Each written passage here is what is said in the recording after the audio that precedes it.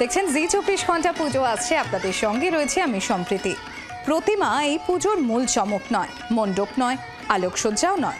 তাহলে চমকটা কি? চমক রয়েছে এই পুজোর ভিআইপি পাসে। বাগুইআটি দক্ষিণপাড়া যুব পরিষদ ৬৫তম বর্ষে থিমের নাম ন্যায়দণ্ড।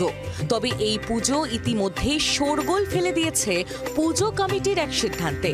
আরজিকর হাসপাতালের তরুণী চিকিৎসকের মর্মান্তিক পরিণতি ও তার জাস্টিস চেয়ে আন্দোলনরত সিনিয়র এবং জুনিয়র চিকিৎসকদের শ্রদ্ধা জানাতে এই পুজোয় এবার ভিআইপি পাস ও ভিআইপি এন্ট্রি শুধুমাত্র চিকিৎসকদের জন্য। অন্য যে কোনো সেলিব্রিটিকে ঢুকতে হবে সাধারণ গেট দিয়েই। বিশেষভাবে সক্ষমদের ভিআইপি গেট ব্যবহার করতে দেওয়া হবে।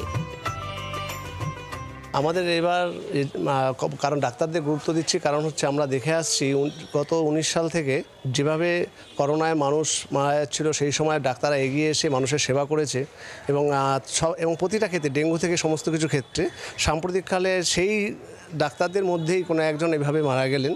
তাই আমরা চাই তার আত্মার শান্তি হোক এবং তার জাস্টিসটা যাতে ঠিকঠাক হয়। সম্প্রতি আরজিকরে ঘটে গেছে এক নৃশংস মর্মান্তিক ঘটনা।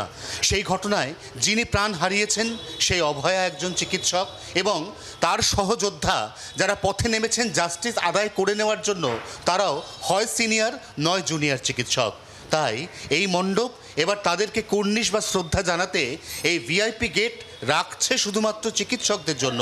ক্লাবের চোখে চিকিৎসকরাই এই পুজোর এক এবং অদ্বিতীয় ভিআইপি।